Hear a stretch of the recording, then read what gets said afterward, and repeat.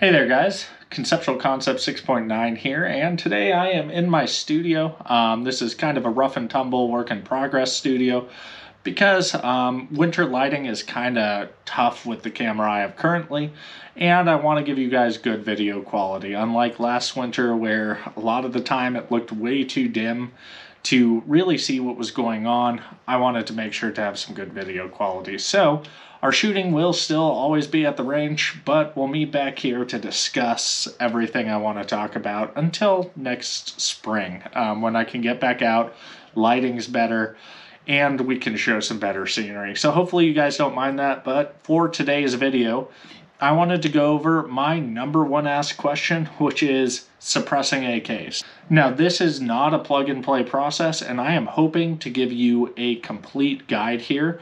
So, to give you a little bit of my background and to let you know that I actually have experience and time behind suppressing AKs, figure I'll share. I worked at the #1 silencer shop dealer in the United States, East County Guns, here in Idaho for several years, and I've equipped dozens of AKs with suppressors. So I've seen a lot. I definitely haven't seen it all. So if other people have different experiences they want to share in the comments down below, I would love to hear from you. But I definitely have enough to be able to have this discussion. And honestly, I haven't seen anything else like this on YouTube yet, where it's going in depth how to equip an AK with a suppressor, where to start, all the different kinks and tricks and, you know, workarounds and all that stuff, because it is a pretty complicated process. Cue meme with the lady with all the trigonometry and shit going on, right?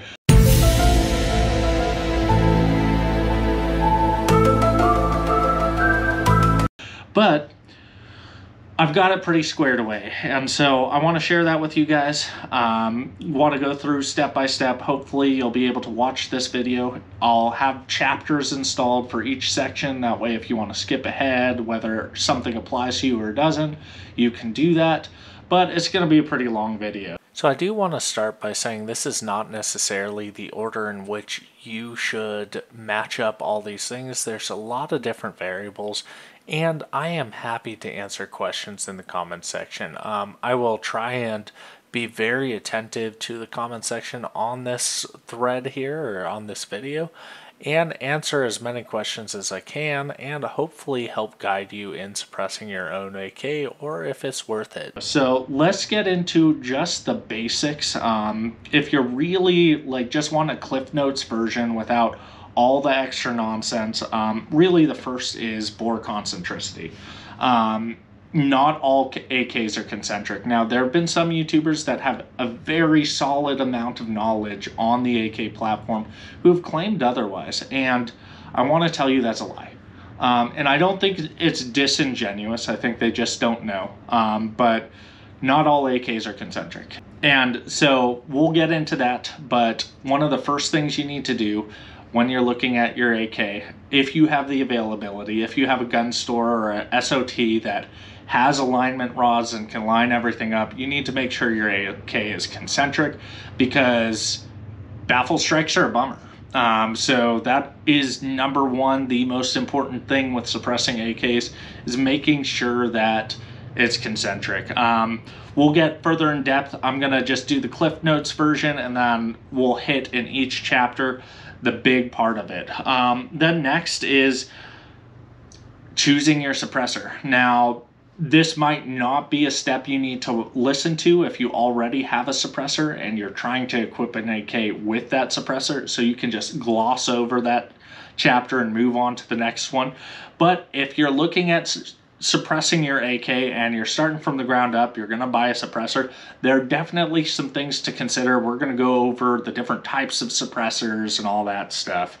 And then next up is mounting solutions. So depending on your suppressor, depending on your AK, you might need to do different mounting solutions, and there are some workarounds there. We're going to hit that. So we're going to discuss all the ways you can get creative and work around all these problems to mount a suppressor to your AK. And then fourth is going to be gassing.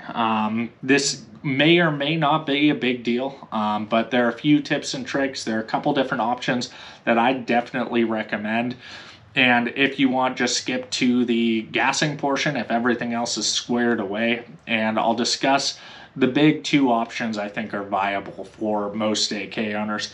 And lastly is going to be quality of life improvements. There's a couple little things you can do to your AK to make it shoot a little more comfortably suppressed and just make it a little easier going for most people. So past that, let's get into it. We'll go ahead and start with chapter 1.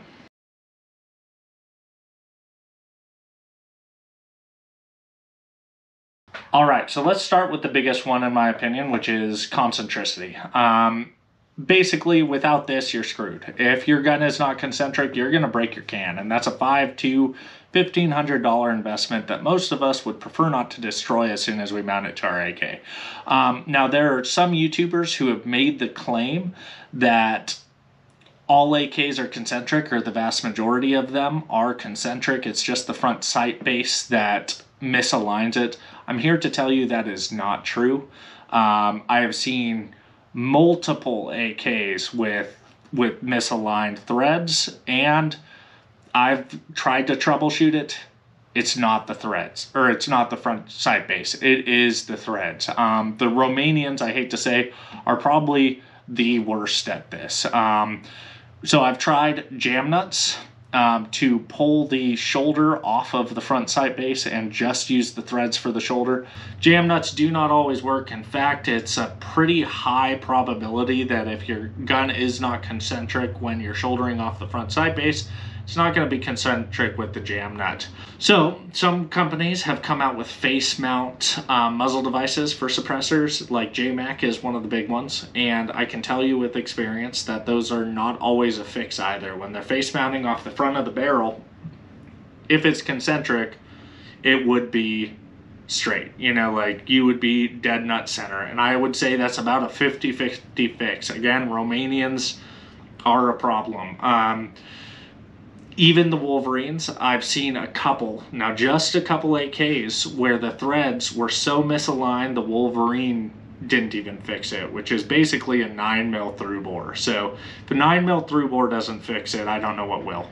And that's just because of the way that they thread their barrels, and I don't have a specific like process for you, but I would assume that they just thread using a tap and die, or a tap. And if it's not aligned properly, it's not going to follow the bore. Unfortunately, you should have it in a lathe to thread a barrel, and not all these countries do. So I'm sorry, I'm not going to name any names on those YouTubers, but they've been very knowledgeable, but they're just wrong there. I hate to say it, they are just wrong there. So what are the closest and most consistent concentric AKs and countries for AKs that I know of? The biggest ones are anything US made, including a US made barrel. So if you're getting a build with a US made barrel, those are generally concentric. The most consistent imported AK that I've found, now I don't have a lot of experience with anything from Poland, but the most consistent out of any country that I've found is Serbian. For some reason, the Serbians just really have this, you know, squared away. This Wolverine on this ZPAP 85, I'm able to put the 5.56 end cap in, and this is a 5.56 gun, and the alignment rod is dead nut center, which is impressive, especially considering the suppressor is mounting to the front sight base. It's not mounting to the barrel, but it is dead nut center, and I can tell you, in my experience, most of, at least in the last like 4 years, most of Zastava's rifles have been concentric. And so you can be pretty squared away with one of those. And lastly, now this isn't an AK, like true AK, but the Galils. The Galils are almost guaranteed concentric. Dead nuts, always good. Now the ones that are kind of hit and miss would be like the Bulgarians. The Bulgarians often with something like a Wolverine or a wider you can't use a caliber specific end cap to use. You have to size up just a little bit, but they're not crazy. They're not like, oh my gosh, like, you can't run anything on this. They're usually like, you might have to size up the caliber on your can. The Hungarians are as well, and the Mahdi's. I've done a couple of Egyptian Mahdi's as well. And the Chinese are hit and miss, in my experience. I'd say it's 50-50. And arguably the worst country for concentricity would be the Romanians. The Romanians have been really bad. I would say it's probably a 20% success rate, maybe a 30% in the guns that I've had a chance to. In fact, several of them have been so bad, not even the Wolverine works on them, which the Wolverine has conical or a coned out baffle system, so it opens up as it goes out to accommodate for non-concentric threads, and the Romanians still fail that. In fact, my Mini Draco, if anyone's watched my PDW video from forever ago, my Mini Draco was so bad that even a 45 can, the alignment rod was almost hitting. And that's just Romanian quality on the threads. I don't think that they are actually threading to bore. I don't think they're lathing it up. I think they're just using a tap system or a die system that they just put on the barrel and hope for the best. Unfortunately, that's just what it is. So if you're buying from the ground up, I would probably not recommend going Romanian unless you do something like what I did on my Arsenal, where I just cut the barrel, had a gunsmith thread it with a lathe, and align it properly, because that guarantees you concentricity. This is probably the most foolproof way to guarantee concentricity on an AK, what I have right here. But it's also the most expensive, because typically most gunsmiths will charge you anywhere from like $150 all the way up to $300 to do this process. But it does make for the most consistent threads, and you could do this with a washer just fine, so no issues there. So what do we do if we don't have those alignment rods, and or your gun is not the most concentric, but it's good enough to pass? It's not like so bad a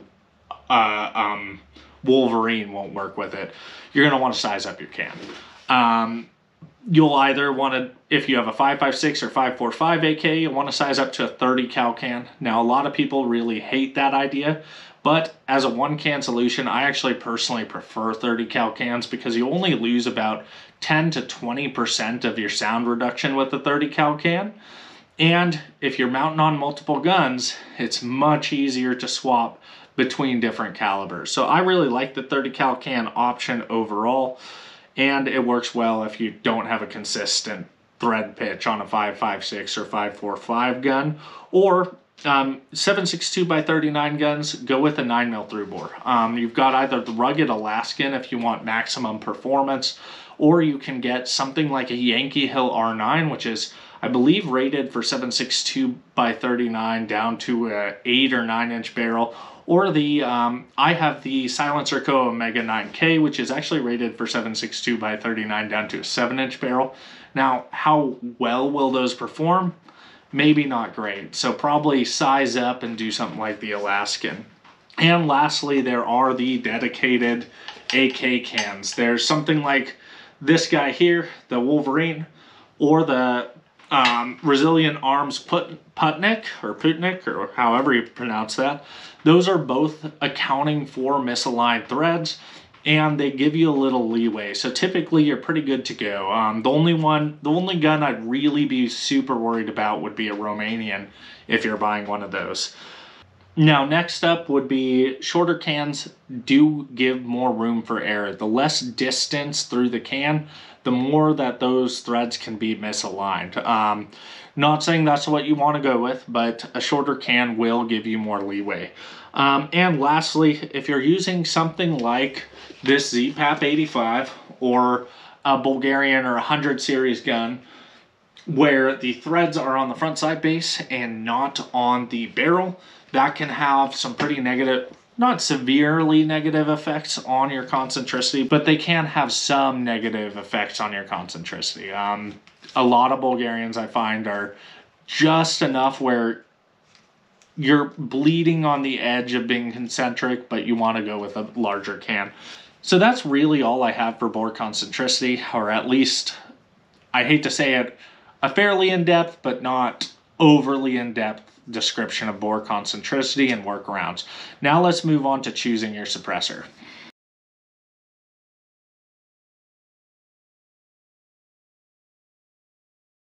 So now let's move on to the second consideration. Now, if you already own a suppressor and you're looking at mounting it to an AK, just skip over this. The other parts will go over all the other solutions. This is just picking a suppressor specific for your AK, for an AK. So there are three major types, and then there are some subtypes in a couple of those types. So let's start with number one, which is the dedicated suppressor.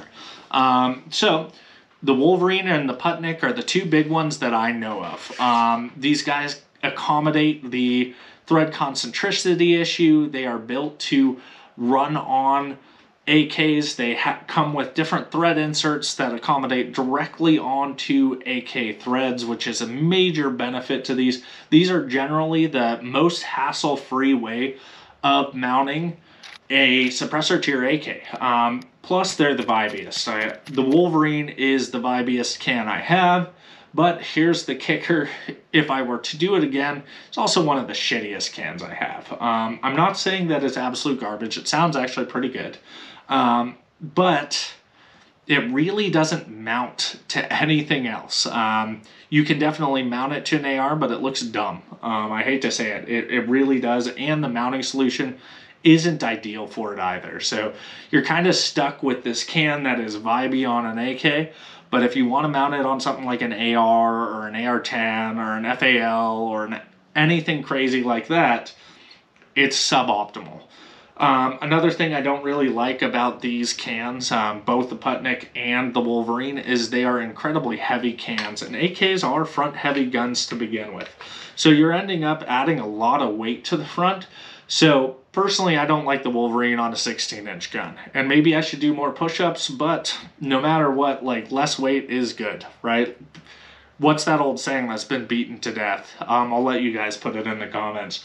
But this is definitely an option. It's definitely the most headache-free option out of the bunch, but it's probably my least favorite for mounting an AK for practicality. If you're just going after the vibes, rock on. Get one of these, rock it. You will be the most Chad guy at the range, waiting for the breadline tickets, etc. Whatever communism jokes you want to make there. So next up is traditional cans. Now this is definitely my favorite of the bunch. I think it gives you the most benefits and the least drawbacks. There are really two major types of traditional cans to discuss here. There's the walled cans, which are typically heavier. There's things like this Dead Air Sandman K, or any of the Surefire cans, or Griffin Recce 5, etc. Basically, they have a tube that all the baffles sit in, and they're all welded together. These are typically known as the most durable and able to handle the highest pressures. And if you're using a 5.56 AK, it might be beneficial to use something like this. But the other one would be the sleeveless cans is what they call them, and that's basically the entire baffle stack is welded together. It's like a Griffin Explorer, and they are much lighter. And the AK, again, as I discussed before, is a front-heavy gun. So if I were to do this setup again, personally, I would do something like a Griffin Explorer, and not the Dead Air Sandman, but I already bought this can. Live and learn, right? But benefits to this is, no matter what, pretty much all of them are lighter than the Wolverine, or I believe the Putnik. I don't have the exact weight of the Putnik on hand. I haven't handled one personally, but if I remember right, it's close to 2 pounds. So they are almost all significantly lighter than that. They also all pretty much have simpler and more versatile mounting solutions. So chemo muzzle device systems, which I'm going to get demonetized, but whatever. So it's really easy to install and remove. Same with the taper mount, and most of the modern suppressors are very easy to remove and install. Now that's not as important as most people think, but it is a pro here. Another cool part is that a lot of these have a hub mounting solution, which basically means that the world is your oyster. You can really do just about whatever you want in terms of mounting solutions. A hub mount is, if you see in the can's description, it has a 1.375 by 24 thread pitch on the back, which most manufacturers will call it hub mount, but sometimes they just do the thread pitch on it. They can tap into this giant ecosystem of different backends for different suppressor mounts. So you're able to really pick and choose. So another benefit is that these are generally better performing cans than the dedicated AK cans. Given that your AK is concentric, assuming that it is, you get less gas escaping around the bullet, so these are typically quieter, they reduce flash better, all that good stuff. They're just higher performing cans than the AK specific cans. So I really like this option. You're able to tap into a large ethos. You're also able to swap it from one gun to another. The Sandman K I use on my SIG 716i tread. I use it on my Block 2 AR-15. I use it on a few other guns, and it's easy to swap on and off. So it really gives you a little more versatility in your suppressor, and that's why I tend to gear towards it. Now, again, if I were to do it again, especially for my 7.62 AKs, I'd do a wallless can or a sleeveless can, really just for weight, because, again, this is a front-heavy gun. And it's much easier to hold up when something's 10 ounces less, even 6 or 7 ounces less. When it's all the way out here on the end of the barrel, it's much easier to hold the gun up for an extended period of time. So that's just my opinion on that. So last but not least would be the flow-through cans. I don't have one as an example today, but it really serves one purpose, which is to reduce back pressure on your system, which something I didn't mention on the traditional baffled cans is that you might need to tune your adjustment for them.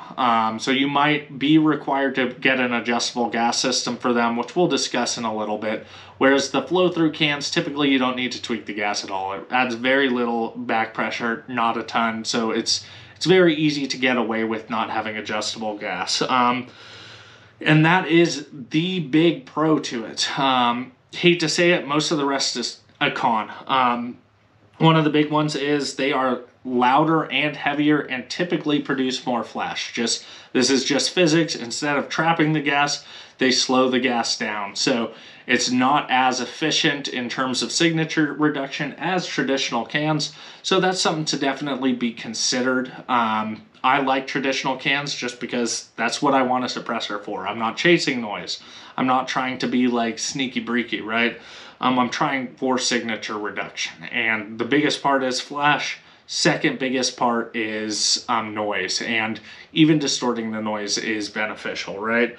Now, next thing is that they are heavier. Because it requires an intricate design with a lot of metal versus a baffled design, they are generally heavier by a significant margin than a traditional can. Now you can go into titanium cans, but titanium is pretty garbage for defensive use because titanium erodes under heat and it creates sparks. So the entire point of a suppressor in a defensive scenario is to reduce your signature, and if you're blowing sparks out of the end of your suppressor, it's not doing its job, right? It's actually working against you, not for you.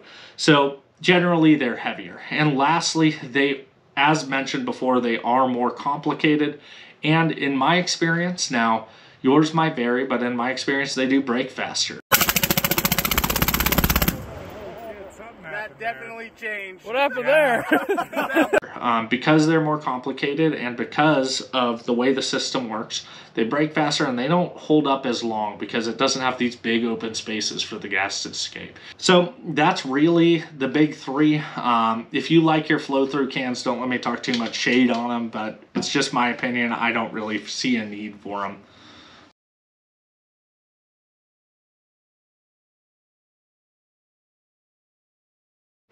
So now let's talk about mounting solutions, because this can be a little crazy, right? AKs are pretty diverse in terms of their threads, in terms of concentricity, in terms of options. Now, 16-inch guns, my personal favorite is exactly what I did here, which is to have a gunsmith cut the barrel down to 14.5, thread the barrel concentric to bore, which using a lathe like we Americans do, and pin and welding the muzzle device. So as you can see, I have this Dead Air Sandman S. Weight is pulled a little further back. It does handle a little better than a 16-inch gun with a suppressor on. I just like this option. Now, that being said, I understand it's also the most expensive, and depending on where you live, maybe the least accessible. So let's get into the other options here. For AK specific cans, or dedicated AK cans, typically will mount directly to the standard AK threads, which makes life incredibly easy. This Wolverine is using 26 by 1.5 left-hand threads for my Serbian or my Zostava ZPAP 85. Now, Bulgarian and Russian guns with the 100 series systems typically have a 24 by 1.5 right-hand thread. Again, these AK specific cans typically come with mounting solutions for those. So if you're going AK specific, this is pretty easy. Now, if you're not, if you're using specific cans, more traditional, even the flow-throughs, you have a few different options. The hub mount, as we discussed before, the 1.375 by 24 cans are excellent. And what's really cool is JMac makes direct adapters. Their 360 muzzle devices have hub mount threads on the outside of them, so you can direct thread your can directly onto them. So that's a pretty plug and play use. And if you have a hub mount can, or if you're looking at which can to buy, that might be a selling point for you. Personally, it is to me. One of my friends, I recommended, he had a Yankee Hill R9 that he bought. That was his first can, and he was looking at suppressing his 100 series AK. I was like, dude, just buy this JMac. We slapped that guy on there. We threw his R9 on, put a concentricity rod on just to make sure, and he loves the thing. It actually sounds pretty good on that gun too. But that's an excellent option. You can also do Griffin Armament makes a thread adapter that will adapt 24 by 1.5 right hand or 26 by 1.5 left hand to more standardized threads, either half by 28, which is standard for a 5.56, or 5/8 by 24, which is more standardized for a 30 cal. So that's actually what I used on my AK-102. I'll try and roll in a clip somewhere here, and it worked really, really well. Now, that being said, you are stacking tolerances with something like that, because you're using the threads on the front sight base, then you're using the threads on the adapter, and then you're threading the muzzle device on, and then you're mounting the suppressor. So there's a lot that can go wrong with that, and that would probably be my last pick, unless you already have a suppressor that has a permanently mounted mounting solution on it, like this Sandman. If you're doing something like that, it's definitely worth at least checking out the Griffin Armament adapter, because it's only, I believe, 60 bucks. And if that fixes your problem, then that fixes your problem, right? And lastly, 14 by 1 left-hand thread guns are pretty standardized around the board. Almost everyone makes a muzzle device for that, so you're not going to really have to run around going crazy for it. The one thing I do want to be said, which again, we talked about the front sight base, shouldering off that can complicate the alignment, and the best way to combat that, I found, over jam nuts, is to do a face mount. So JMac makes it, quite a few other companies, their muzzle devices, they make a face mount option, and that mounts off of the front of the barrel. It shoulders off the front of the barrel and not off of the front sight block, and that's really negated about half of the alignment issues that I've seen outside of Romanian guns overall. So you're definitely going to want to do a face mount muzzle device with that 14x1 left-hand thread, right? So those are really the big mounting solutions. As far as I see it, I would love if someone else has other solutions, but I think those cover most bases for most people.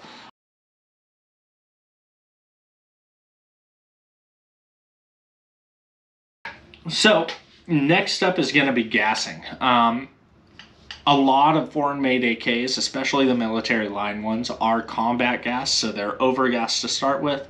And some of them, I would dare to say, they're even more gassed than combat gassed.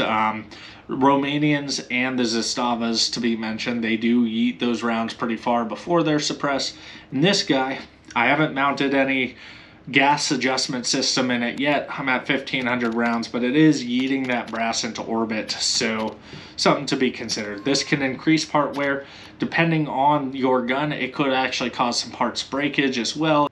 You might want to tune your gas system. Now, the US-made AKs are generally fairly lightly gassed. They're usually pretty good to go.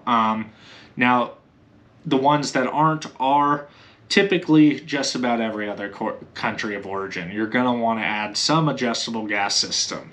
So let's go over the two I have. I'm going to try and roll in some B-roll footage of the one I have and some website footage of the other one.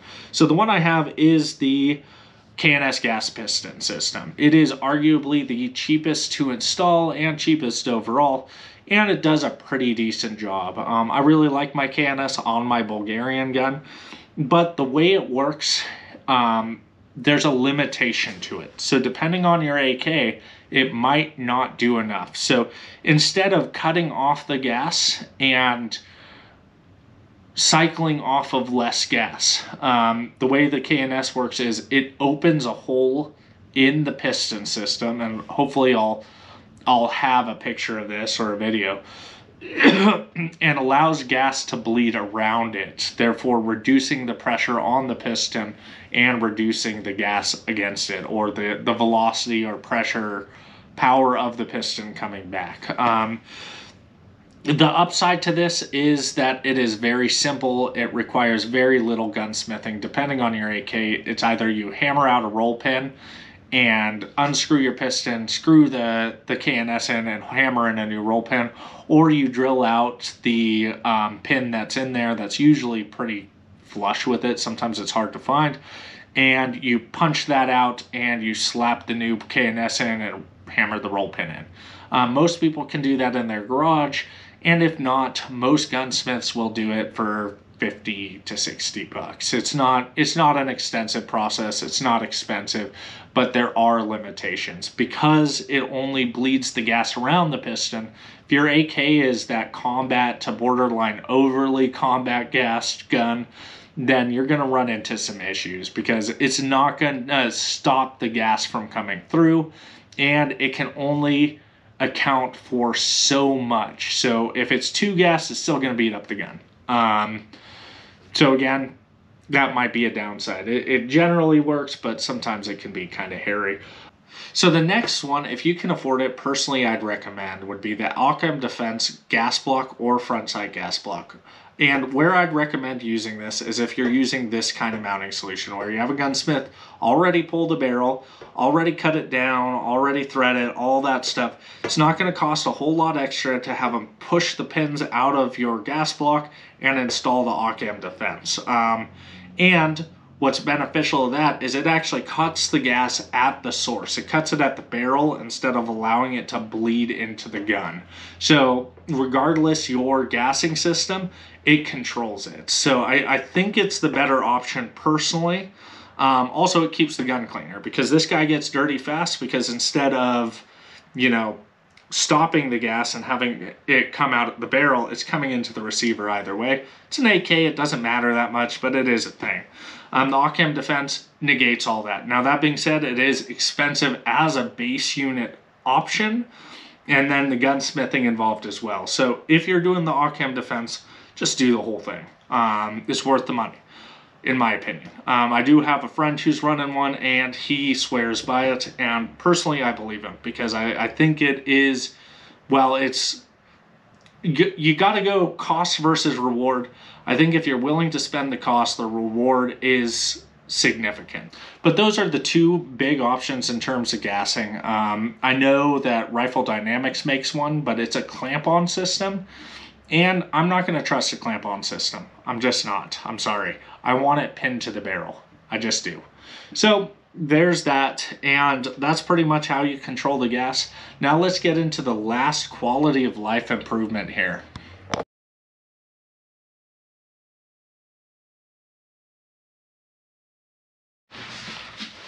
All right, so last, there is a quality of life improvement, especially if you're running the K&S gas piston system for the AK. The K&S gas piston system bleeds the gas through, so you're still getting gas into the receiver. In fact, you're getting more than normal.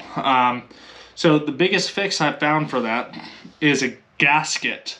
So this is from Smokey's Leather. Ignore the name, I think it's kind of dumb, but it fits right in the back here, and it seals off the recoil spring hole. That's where you get a lot of bleed off, and I personally have noticed, man, I was getting gassed out on some of my AKs before I used this, because, well, and today, it's a giant hole in the receiver right by your eye, right? So this guy seals it off, and it negates all that gas, makes shooting your AK suppress very pleasant. One thing I do want to note, though, is that these guys are disposable items. So not rapidly disposable, but within 4,000 to 5,000 rounds, I found mine are cracking. The cool part is these are cheap, and the more you buy, the cheaper they get. Last I bought a pack of them, they were $5 a piece, or $4 for 3, I think, and $3 a piece for 5. And so 15 bucks will get you 5, and that'll last you pretty much well over the extent of your barrel. So I really like these. I think these are a game changer for suppressing your gun. It just makes shooting it so much more pleasant. I was tearing up shooting mine personally. And it just negates that entirely. So that is my little trick for getting gassed out on your AK. And past that, I really don't have anything else for you. Now, if I missed something, if you have any questions, I will be very attentive on the comment section. I would love to answer your questions, get you guys squared away with AKs as well. Now, I understand that this is a pretty tedious process overall, trying to get something to work. It's not as plug and play, so it is pretty extensive. And there's an argument to be made for just going with an AR-15. AR-15, they're guaranteed to be concentric, and that's really what you're battling with the AK. That's why it was the #1 thing I brought up, and that's really where you hit some headaches. Other than that, you can definitely make an 8K work suppressed for very little. I know this was a lot of information, and I would love to answer some questions for you guys. So beyond that, don't forget to go outside, enjoy nature's beauty, and eat that booty. All right, guys?